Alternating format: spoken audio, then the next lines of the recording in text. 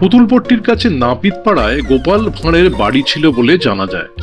জলঙ্গির জলে তা বিলীন হয়ে গিয়েছে বলেও স্থানীয়দের মুখে মুখে ফেরে।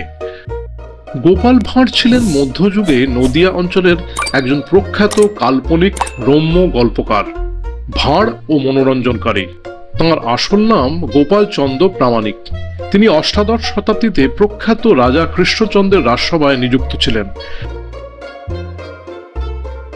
বুদ্ধি ও সৎসাহস থাকার কারণে রাজা কৃষ্ণচন্দ্র তাঁকে সভাসদদের মধ্যে নবরত্নদের একজন হিসেবে অন্তর্ভুক্ত করেন।